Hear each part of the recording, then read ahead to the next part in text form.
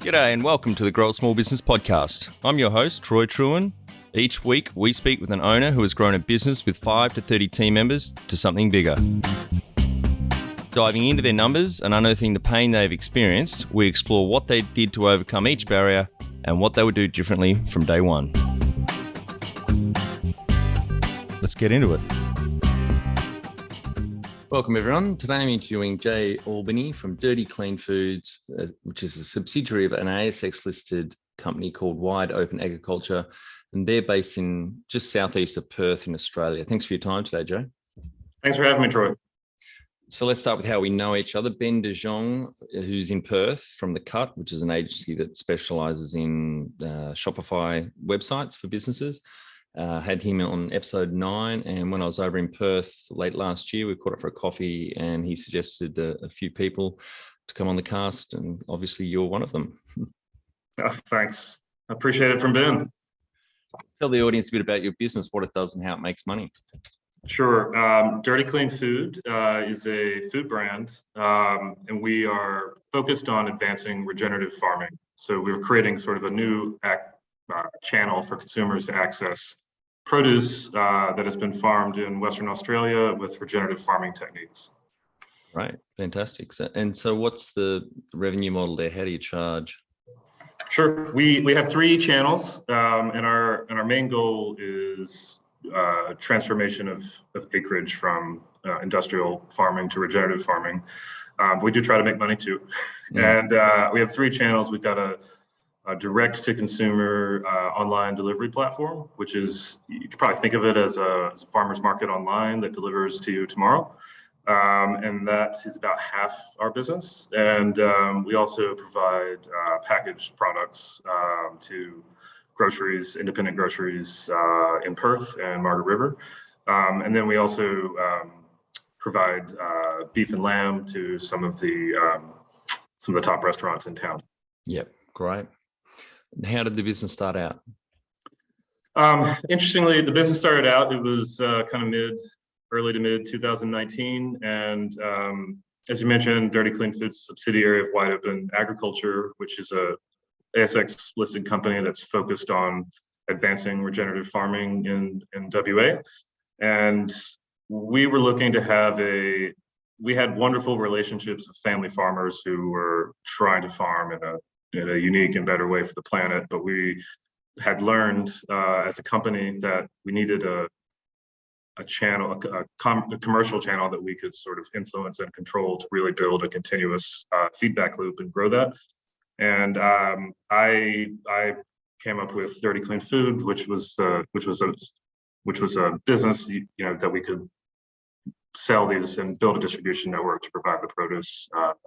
First in Perth, and then we've been expanding in Western Australia. We have a few products that go nationally. Yep. Right. Okay. Great. And how did the idea actually come about?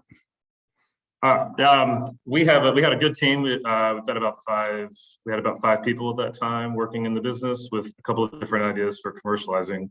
My background is in e-commerce delivery. Before I moved to Australia, I was an early and leading member of a 1-hour grocery delivery company called Max Delivery in New York. And prior to that, I worked at another startup that was back in .com boom #1 in the late 90s, early 2000s, was a half-an-hour delivery startup called Cosmo. What was the name of that one? Cosmo.com with a K. Right. Mm-hmm. And so I've always sort of had a passion for how do you combine high-quality produce and taste with instant gratification and meeting consumers' needs easily and quickly. And the idea of really focusing that on healthy planet and healthy lifestyle was a perfect synergy. So we basically took these concepts that I've been working on and applied them to how can we build a unique distribution network of what we're doing special for Perth. And I think what's coolest about that is that we work with a varied network of small family farms. So the distribution and logistics sort of fun challenge was,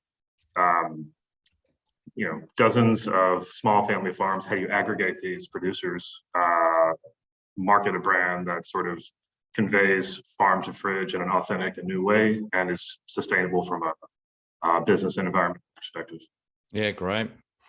And for the context for the audience, Perth in Western Australia is it's the most remote capital city in the world, so bloody far away. I think it's 3,000 kilometres for me to fly there from where I am in Hobart on the East Coast, but the population is only about 2.3 million, isn't it, Perth? Yes, that's right. So there's a lot of different logistical challenges to doing this in Perth versus New York, New York's 12 million people, isn't it? Yeah, our delivery area, probably did cover around 12 million people. I think the metro area is about 25. Yeah. Wow. Yeah. So you have a lot different challenges this time around. Certainly.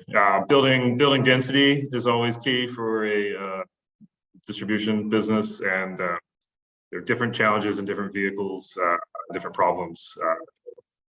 Geography is widespread as Perth versus New York for sure. Yeah. And do you have plans to head east?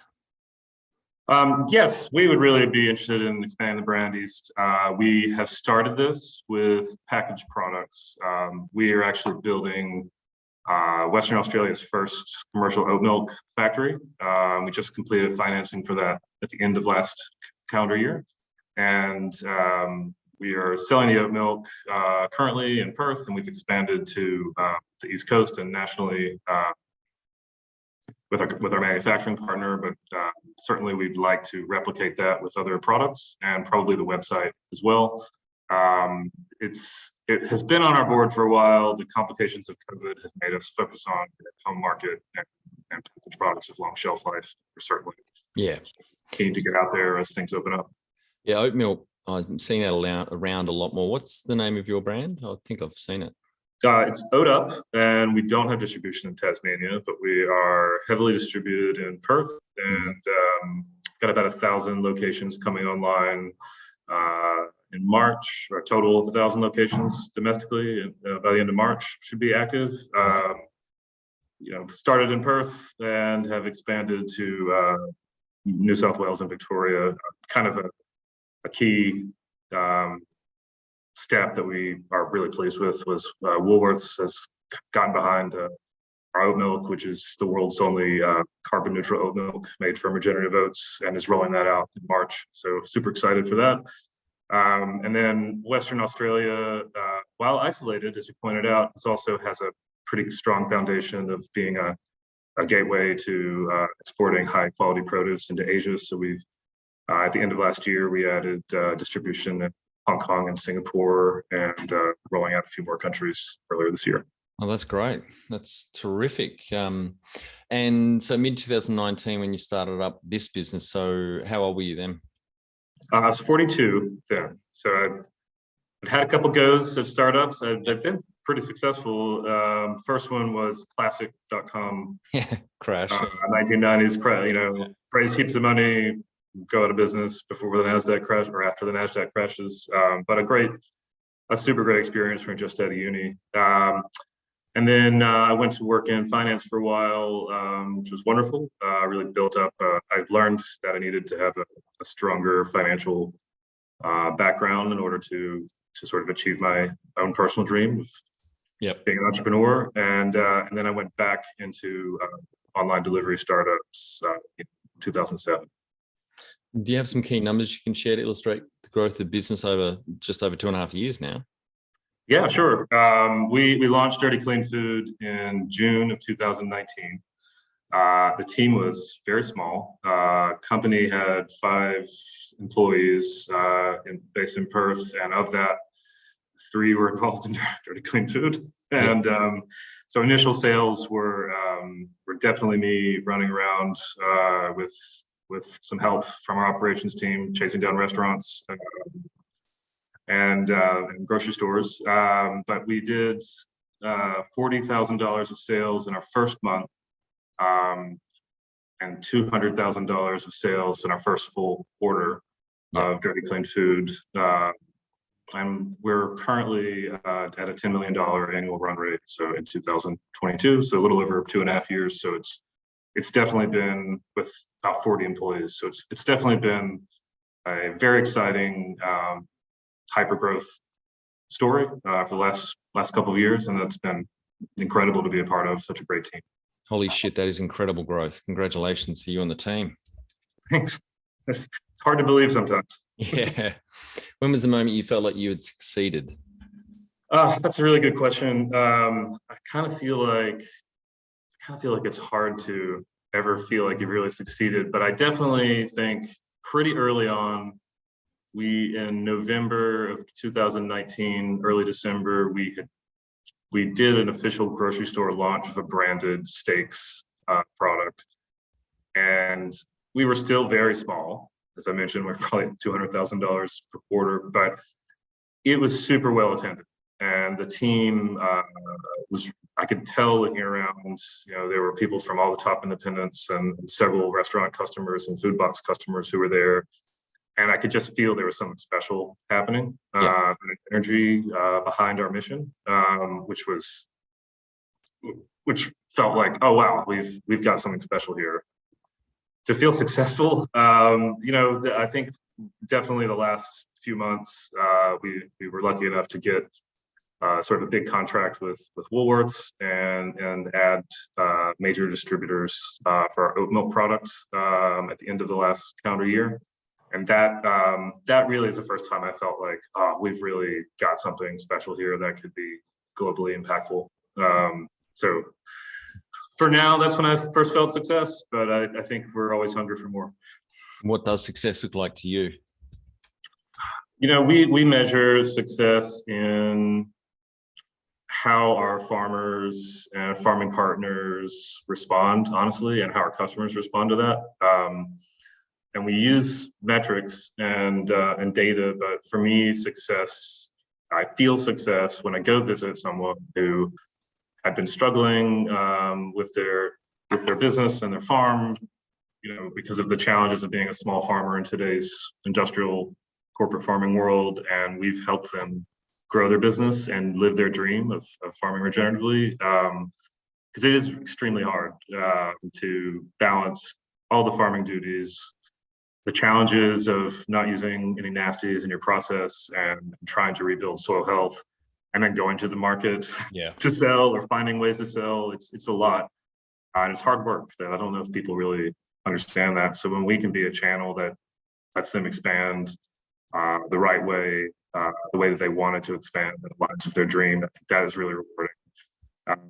In terms of success for the customers, I think it's getting that glow of someone who finds out about us and, I didn't know that was even possible, and that how could that happen in Perth? This is amazing. That is about as rewarding as you feel day to day. And we do use data and measurements, but I think we really strive hard to have experiential interactions with customers and prospects, because it's kind of hard to explain what we're doing in a 2-word ad or an email. It's better to show what we're doing, because when you walk on one of our partner farms, you can see the difference immediately. And that's really the best way to get that wow effect for us. Number one thing you'd recommend to marketing a fast-growing business? That's a good question. I think number one would probably be understand your role, and you have a really clear way to say what you're doing, and not be afraid to, especially in the beginning, not being afraid to try different ways of explaining that, but boil it down to something really clean that someone can understand in 2 seconds. We were all believers in regenerative farming, but it turns out in 2019, when I went around talking to people, for me to explain that what we're doing is about building soil health and regenerative farming, and I think it's better than organic, and it's the next new thing, people's eyes were glazed over in 10 seconds of that. So what I really understood was, well, what people care about is they need to understand we're helping local farmers and we're making the world a better place. Yeah, it's really simplified. In some way that I can say it quickly. And then for those people who are passionate about regenerative farming, give them a channel to do deep dives and check us out. Figure out a way to have a crisp message that aligns with your values and doesn't make you the hero. You want their customer and the values you're doing to be the center, and you're just a facilitator. Yep. You use Net Promoter Score. You run it about once a year. Do you know what your number is? Yes, I was so floored at our number. It was 84.3 in December, and just really feel gracious to our customers for that result. It's something that we use as a check-in to sort of, like, it's not a KPI we look at every month, but it's something we use to validate what we're doing. And I was pretty blown away by that number. So I am too. That is phenomenal for the audience. It's not a percentage, it's positive 84. It's very difficult to get anything over 20 or 30, let alone 50, but 84 is amazing. The only better one I've heard of that, I had Tara from Blue Derby Pods here in Tasmania, if you like your mountain bike riding in Northeast Tasmania. When I asked her the Net Promoter Score, they've had thousands of mountain bikers stay in their cabins over the years. She said they've never got anything other than a 10. Wow, I've got to try that. Yeah, it's an amazing experience, but 84 is just phenomenal. Well done. Thank you. How did you fund the business?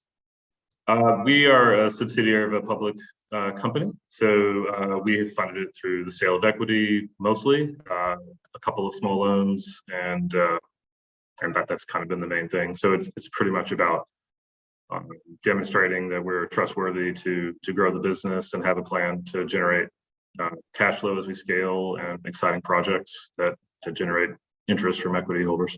Yep. If you were to start up today with plenty of funding, would you go into your industry? That is something that I knew you were going to ask me, and I was really looking forward to it, because it is a really hard question. Right? I mean, here you are, here I am, 2.5 years into this, and I've been through quite a bit of ups and downs, even though the numbers, when I say, oh, we were this small and we're not this big, like day to day, it can be really tough emotionally, and there's always a roller coaster. But I do think this is a great time, not to sound promotional, but I do think this is a great time to be doing what we're doing. I think people have always cared about the environment and where your food comes from, but for the last 2 years with COVID and the disruptions to global supply chain, it's just really awakened this in a new way for a broader segment. It's not just a small group of passionate consumers. It's really a shift in trends. It's not a fad. So I think this is a great time to be in this space. And I'm sure we'll see plenty of competitors and big companies changing what they're doing, which I think is great, actually. Yeah. The change happens when big companies change what they're doing for the better. You couldn't have timed it much better. 7 or 8 months before COVID hit, and not only the big movement, seismic shift to buying online, but also at the same time, there's that big buy local push right now as well. So you guys are in a prime position for that. Yeah, I mean, I believe in what we're doing, and we have a great team, and we try really hard, and I think we're a lot of smart people, but sometimes you have to get lucky and things have to break in your way. And certainly that has been the case. We've benefited from that, in a tough time for a lot of people. It highlighted the need for local food and taking care of the planet. Can you outline the most stressful point in your small business growth journey so our audience can learn from it? I've got to say the most stressful point for me was Dirty Clean Food it has this idea of the planetary diet. And so regenerative farming, it does include meat, but it's less meat, better meat, healthier for the planet meat. We could get into this for a long time, but in general, like, we would like to have regenerative produce on every aisle at the grocery store. And we recognize people eat meat, and there's a protein shortage globally. We would just like it to not be, grain lot fed, disgusting meat that kills the planet. To be totally biased.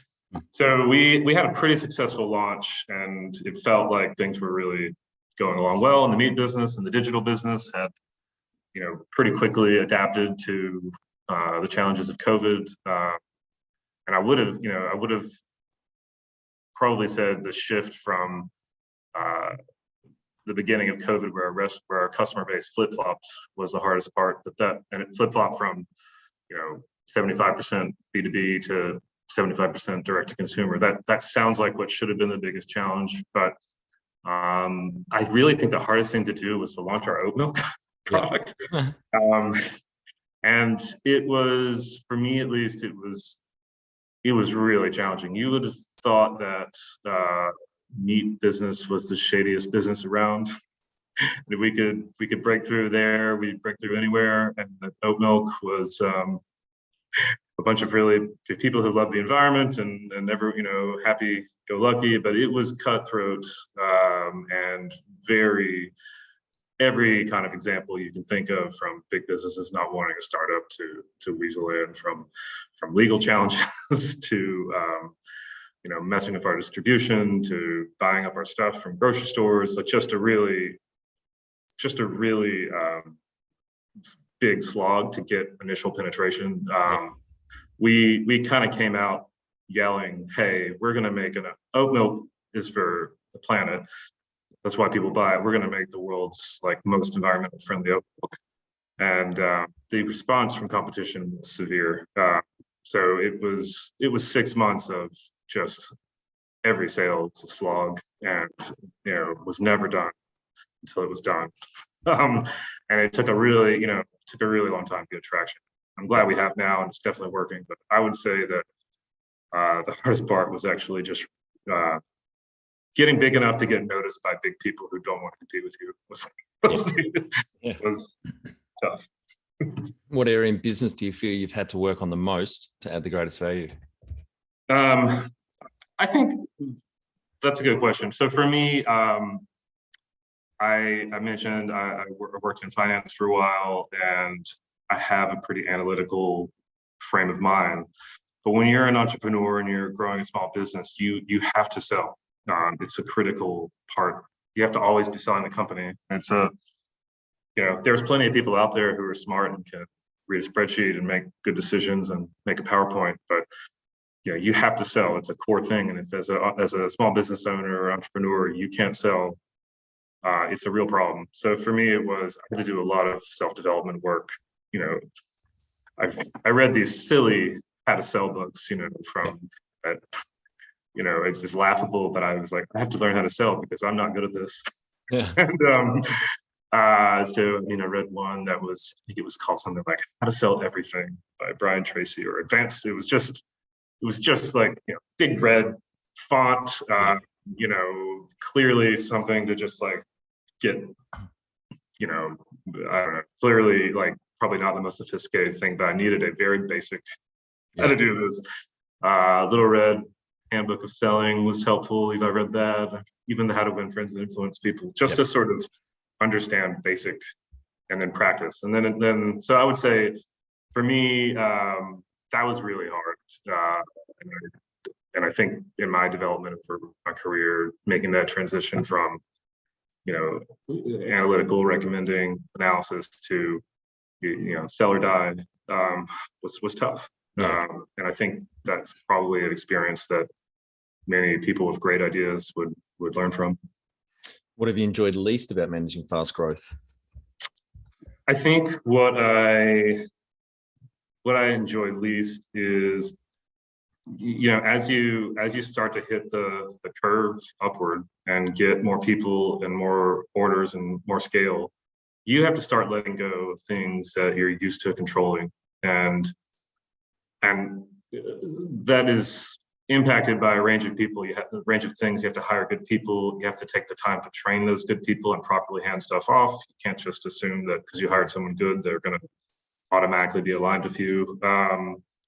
You have to say, no to ideas you might have pursued otherwise, and it was just you doing what you wanted. So I think this whole idea of hey, as the leader, you have to start letting go. You have to start trusting people, but you have to also put in enough time to make sure that they have the best chance of success for building a great team. So it's a combination of good people and you controlling yourself to not interfere with them. Yeah. And what do you love most about growing a small business? Just definitely the energy, and there's ups and downs. Every day is happy or a crisis, but I think that just the energy every day and with your team, if you build the team right, the team has the energy, you have the energy. There's always big opportunities relative to the size of your business every week that you're chasing after, and it's fun. And then I think specific to Dirty Clean Food, it's exciting because we have a mission that unifies everyone. And whether you're here because you like family farms and you want to support small farmers, or you're here because you're environmentally minded, or you're here because you're a foodie and you know that environmentally farmed food tastes better, everyone is sort of captured of that mission of, tasty food and supporting local farmers and helping the planet. So I think that's exciting, specific to us. But in terms of just growing a business, it's definitely you have to like and get fed by the uncertainty and excitement. Yeah, it's addictive. What has been the biggest mindset shift for you in your small business growth journey? For me, I think the biggest shift has been in the beginning of this business, and we still try to preserve this. Is a lot of like testing, reacting, and making incremental steps, measuring. It's fun, and you're trying lots of things. You're moving quickly, but you're also using data to make decisions. But the bigger your business gets, the more people you have to start saying no to a lot of ideas that are good ideas from smart people.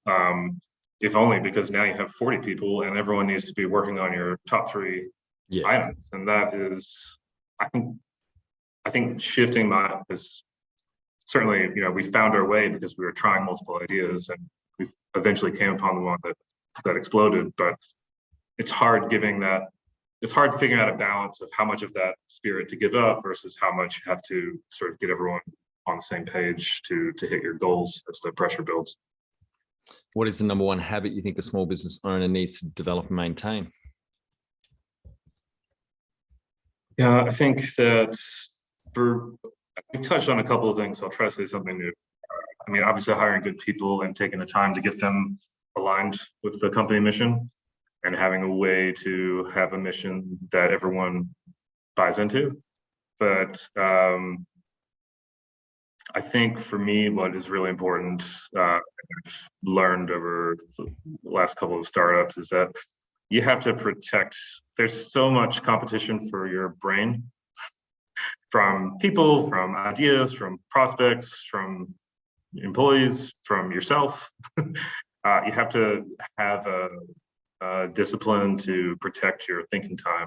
And for me, I do that by, even if I'm still working, I take about an hour and a half outside to hike every day. And if I'm so busy, maybe I'm walking slower and I take a couple calls or on my phone, but I just break away from, it's harder to reach me during that time, so I can actually get my thinking work done in a way that I'm sort of protected from all the noise.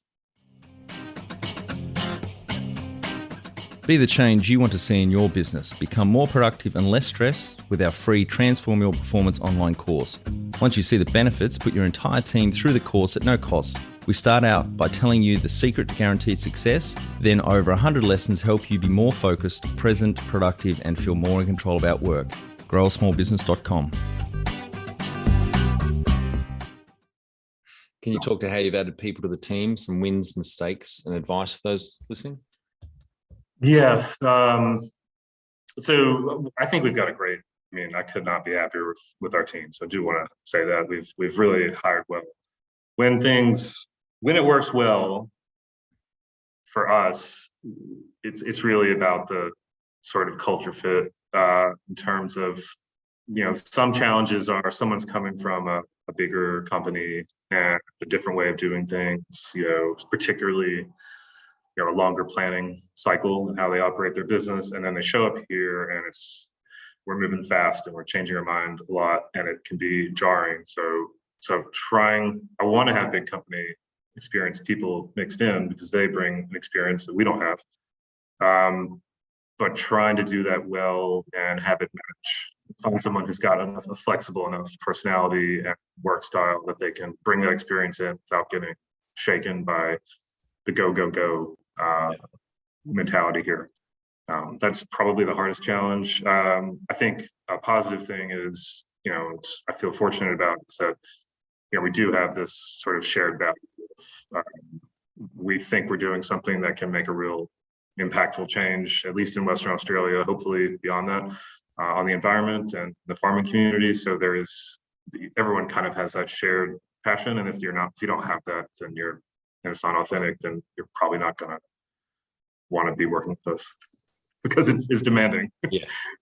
What are some things you recommend to building a sustainable and kick-ass culture to help with the growth? Yeah, well, I think that's for us, I guess this might be similar to my last question, but for us, we really want to make clear what we're about, and we want people to feel good about working, about what they're doing, because this is, we're in, environmentally, productive food. It's not super high paying as a general matter. You're generally making a sacrifice to work for something you believe in. So we want to make it really clear to employees and our customers, but especially employees. Yeah. Hey, we're doing good. Here's how we're measuring it. Here is the impact you're having, and have a cadence of experiences where that is, reminded to our employees, and they can see the good and not sort of keep it all at the top of the company. Really have a predictable schedule where we can all get together and reflect on what's been accomplished. Yeah, great. Tell the audience how you've handled balance. Yeah, I mean, I'm definitely at the end of the spectrum where I need to work on my balance. Yeah. But I try to do it by a combination of getting outdoors on a regular schedule. So even if I'm failing at getting mental balance, I'm at least getting thinking time and spending time with my kids. So I have a hilarious, reading history, which is, Lean Startup and then Harry Potter, so it's Yeah. got nothing in the middle. That is extreme. Yeah. How much professional development have you invested in yourself? I think it's really important. The hardest thing I did was I did the CFA program in my mid-20s, which is a rigorous, it's kind of like a financial analyst certification that takes 3 years. It's very hard. And I did it to sort of feel, it was a lot of work, and I got a certification, I'm a charter holder, and that's awesome. But I think I did it for my own sense of self-confidence, because when I was in university, I was an English major, I was going into business. I wanted to not feel insecure that I didn't know something that someone who was in e-commerce or MBA knew. Yep. And after doing that, I'm sure I learned a lot, and it's great. I'm not trying to, but the main thing I got out of it was, hey, I'm confident that I'm talking to one of these people. If there's not something I don't know. Yep. Yeah, good. This whole group of people are just normal people like us, and Yeah. they make emotional decisions, and they use math in the same ways we do. Yeah.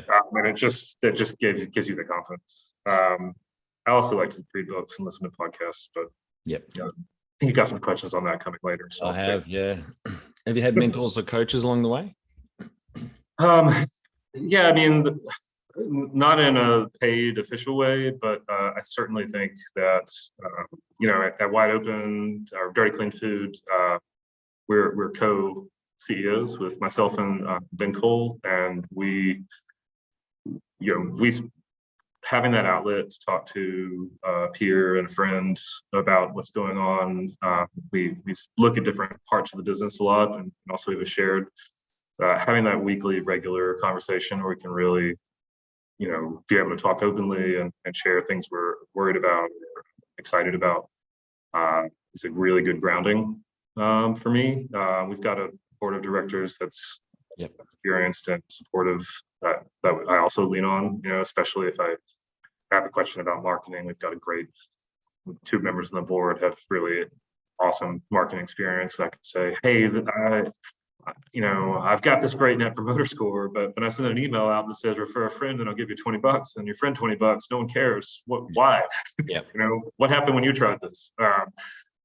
Real life example from 2 months ago. But It is really interesting and helpful, because you can never do everything yourself, and having people you trust to help you see where you've overlooked something is super important.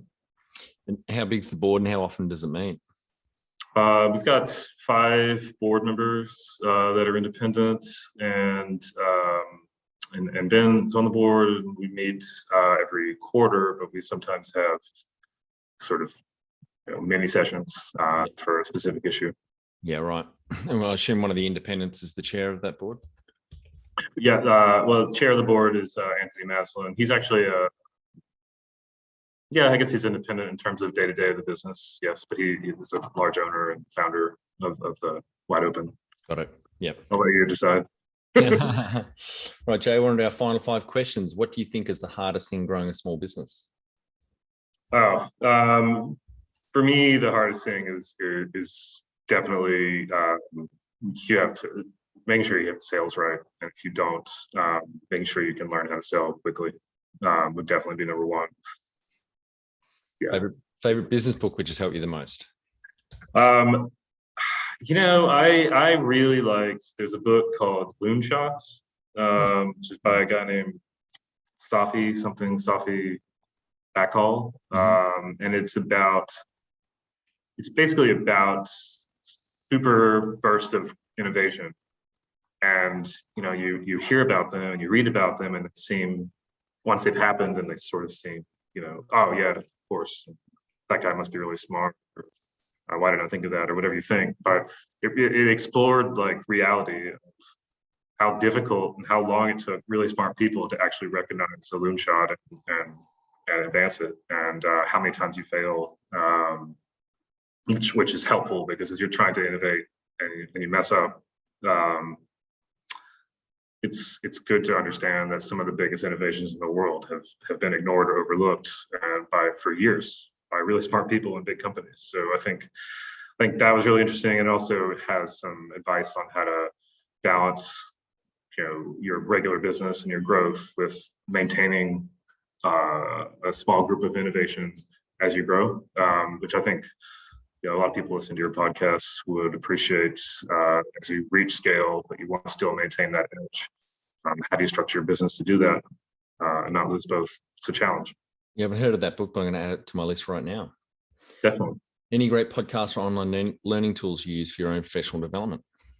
Well, I've really enjoyed your podcast. Thanks. Which I listened before I came on to a few, but without just being a blatant advertisement for you. The ones I listen to mainly, I really enjoy How I Built This with Guy Raz, and I enjoy The Indicator, which is the Planet Money podcast. It's short, and it just kind of always has a little bit of a interesting slant on something that's topical. And I have stopped listening to this, but I really did enjoy the first few seasons of Startup, back when it was, new. So those are the ones that I would recommend. One tool you'd recommend to help grow a small business? This is a methodology with a bunch of tools attached to it, but I would recommend it.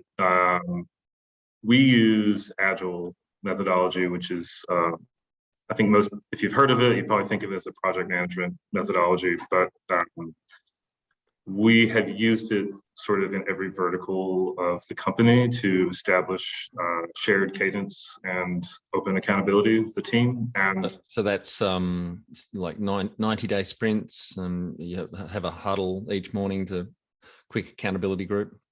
Yeah. So we have the daily stand-up. Yep. The little huddle. Yep. And we operate on a 2-week sprint cycle, and we have a company-wide meeting at the end of the 2 weeks, for not a long meeting that just takes everyone's time, but where every group gets to say, hey, this is what I got done the last 2 weeks. And it creates a combination of pressure and glory and accountability that gives people a chance to shine. Yep. Keeps everyone, sort of every 2 weeks, they're accountable. Hey, did the work you do get done, and did the work you do align to our top goals? And we started off with it in project management and product development. So we were developing a lot of products, but we realized that it had a lot of, it was going to improve our sales efficiency, and it was going to improve our marketing, keeping our marketing tight and on plan, and had applications throughout the business. So I would definitely recommend that, especially as your company grows and you have more people, and it's beyond what you as a founder or CEO can keep track of mentally. Yeah, it came out of software development, but it's certainly bled into many other industries I've seen. I think it's a good methodology. Finally, my favorite question, Jay, what would you tell yourself on day one of starting out? I saw this on your list, but I forgot to think of an answer.